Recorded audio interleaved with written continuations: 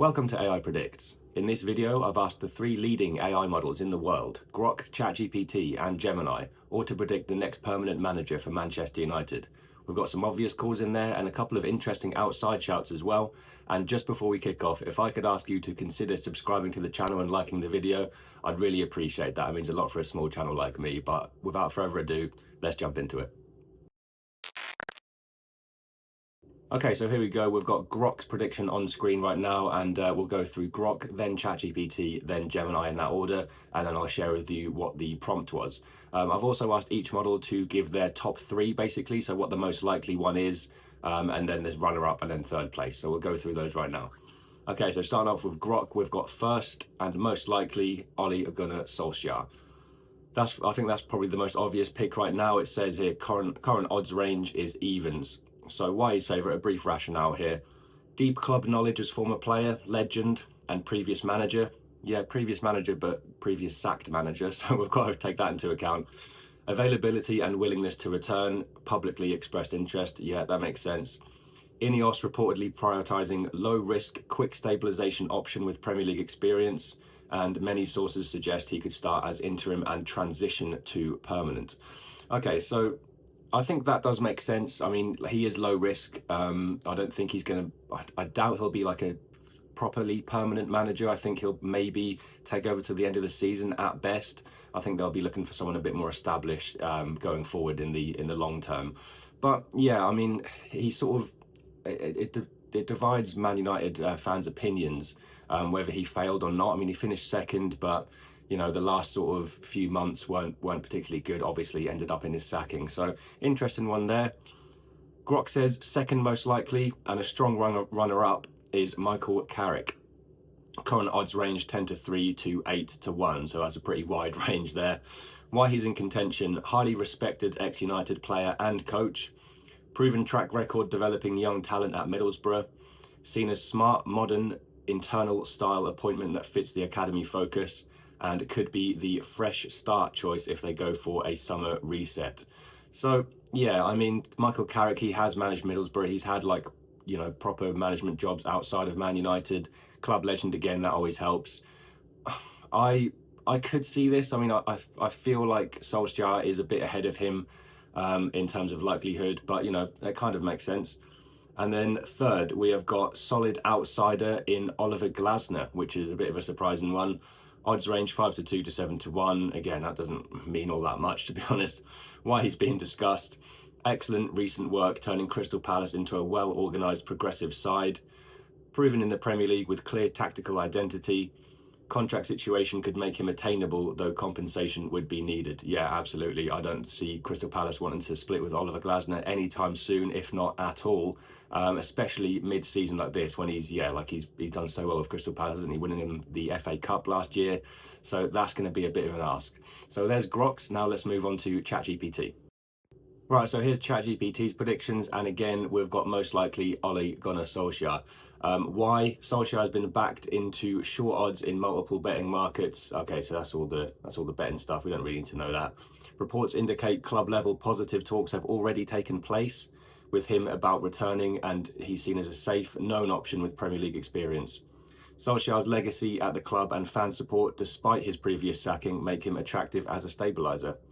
Reasoned analysis: United may prioritise experience within the club and familiarity with the Premier League pressure, particularly after repeated managerial churn. Solskjaer fits that profile, even if some fans are sceptical about his long-term effectiveness. So yeah, like much like we've said in the Grok section there, it kind of does make sense. It's sort of like, who else are you going to get in short term? I mean, there is an answer to that in this video later on, so stay tuned. But yeah, I think this one, like I said, is familiar, it's low risk, it's sort of a kind of safe pair of hands temporarily. So I can get behind that. Runner-up, Oliver Glasner. So again, we've got Glasner in the mix. Don't particularly know why, but here we go. It is the why. Glasner is consistently near the top of the main betting markets, okay? Media outlets and expert columns list him as a primary candidate given his recent success and tactical profile. He has just won silverware and proven his system at a Premier League club, which appeals to United's desire for a credible coach who can compete. Reasoned analysis is that Glasner is a modern, tactically versatile manager who doesn't carry the same baggage as some external names. His current role in the Premier League reduces risk and transition time, a big plus. So yeah, like we've said in the Grok section there, that all makes sense, but then you could say that about any manager. You know, like Pep Guardiola is good, he's like, his tactics are great, he's won silverware. The problem is extracting him from his current club, which he is under contract at. So that's going to be, if Oliver Glasner is the candidate, it's going to be very, very expensive for Man United to do that, and they have spent a lot of money already, and it's not particularly worked out. So here we go, third place, and I find this one really interesting and actually quite viable, is Enzo Maresca, recently sacked by Chelsea, currently a free agent. So why? Maresca features prominently in odds boards across multiple bookmakers as one of the favourites after Solskjaer and Glasner. He's free following his departure from Chelsea and has a reputation for structured, possession-based football that appeals to modern boards. The reasoned analysis is Maresca brings fresh tactical ideas and recent Premier League experience, even though he hasn't managed at the very highest level for very long. United might see him as a long-term project rather than a caretaker-style choice. So yeah, maybe he comes in end of the season, or maybe they get in there quickly before he gets snapped up by another club. Because, you know, Maresca, he's won a couple of trophies at Chelsea. Earlier I said he was sacked, but I don't know if that was sort of like maybe like a mutual parting. I don't exactly know what the semantics for that was, but I think this is a really interesting shout. So anyway, that is ChatGPT's top 3. Let's move on to Gemini. Right, and here is Gemini's top choice, and it is Oliver Glasner, which is quite surprising. So here's why. Glasner has emerged as the heavy favourite among bookmakers and media analysts. The reasoned analysis is Glasner's stock is at an all-time high after leading Crystal Palace to their first major trophy in 2025 and providing the tactical stability United lacked under Amorim. Critically, while he uses a back three, his system is seen as more adaptable to United's current squad than Amorim's rigid 3-4-3. With his contract expiring at the end of the season, a summer move fits the timeline suggested by United's hierarchy, betting probability around 25%. Okay, yeah, I mean, it still doesn't sort of take into account that he's under contract. I think we're looking for the next Manchester United manager. I don't think they're going to have Darren Fletcher as caretaker till the end of the season. There will be someone else coming in. So I think that's what maybe Gemini's kind of missed the trick a little bit there. I think we need to think, you know, like short-term ASAP kind of thing. So, I mean, although that does make sense, again, we've already discussed it. It's going to be very expensive. It's quite unlikely that Crystal Palace are going to budget in any way on that. So, yeah. Second most likely runner-up, Enzo Maresca again. Maresca has become a wildcard favourite after his recent exit from Chelsea despite winning the Club World Cup. Reports from Give Me Sport and Team Talk indicate Maresca is keen on the job and willing to start immediately. His connection to CEO Omar Berrada from their Manchester City days is a significant factor. He offers the Pep-light possession-based football that Ineos reportedly covets, and being unattached makes him a cleaner hire than poaching a manager mid-season, I think that says, yeah. Betting probability 10 to 15%. So, yeah, I mean, there's a couple of extra factors in there that Gemini's sort of alluded to that, you know, weren't considered by the last two. So I think that makes a lot of sense. The connections to the CEO from the Manchester City, his Pep-light possession-based football, interesting way to put it. I don't particularly see him as that similar to Pep Guardiola. I mean, they look the same, but in terms of style of football, I mean, I guess possession-based, but then you could say that about a lot of managers. I said a couple of publications said that he is keen and is available immediately. Obviously, he's available immediately, but willing to start immediately as well. So that's very interesting. And just by the way, while we're on it, I was looking at the betting markets actually, and at the moment on Bet365, Maresca is 22 to 1 to be the United manager by, I think it's the summer of 2026. So I think that's not a bad bet at all if you get on it quite early. Not betting advice, by the way, I'm not licensed or anything, but just what I'd be interesting to let you know. Okay, so third place, and I think this is a very interesting one from Gemini, Eddie Howe, the Newcastle United manager. So Howe has moved into the spotlight following high-profile endorsements, notably from club legend Roy Keane. Okay, yeah, I mean, that did happen, but I mean, that's a bit of a loose one there. Reasoned analysis, okay. Howe fits the Ineos bottling perfectly.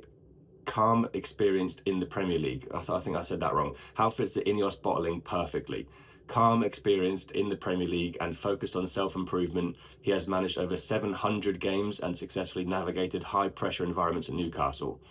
While he is currently employed, United have shown a willingness to wait until the summer, which could align with a potential Newcastle transition if their project plateaus. Betting probability 8 to 10%, and I would personally say it's a lot less likely than that. Newcastle, they didn't start their season very well, and if they'd have continued that bad form, I would say that this prediction is a lot more likely to happen. But how are you going to get Eddie Howe away from Newcastle? They're now starting to turn their season around. Like it said, he's managed like a lot of. I think those 700 games will be with other clubs like Bournemouth, for example. But he's managed a lot of games for Newcastle, developed a relationship with the fans and the ownership and the players.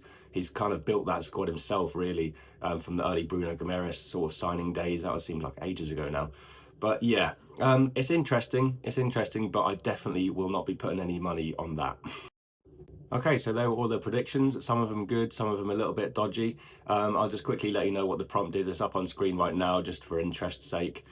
So what I asked them, all three of them, I copy and pasted this, was who do you think will be the next permanent manager, Manchester United manager, after the sacking of Amorim? Use betting markets, top media outlets, and reasoned analysis to shape your answer. Give the most likely candidate and a runner-up and third place in order of likeliness. So that is what I put in. Normally, if you're familiar with the channel, I normally do sort of betting predictions and stuff. So it's normally much more of a multi-layered approach, but this one was fairly straightforward. So obviously feel free to go do it yourself and see if it brings up any more answers. And also let me know who you think the next Manchester United manager will be in the comments. I'll be very interested to see that. And that is basically the end of the video. I just want to quickly say, if you watched up to this point, thank you very, very much. I really do appreciate that. It means a lot for a small channel like me and goes a really long way. So thanks so much. And while you're here, if I could just ask you to subscribe to the channel and like the video if you haven't already, I'd be very, very grateful for that indeed. But in any event, thanks so much for watching. Take it easy, and I'll see you in the next one.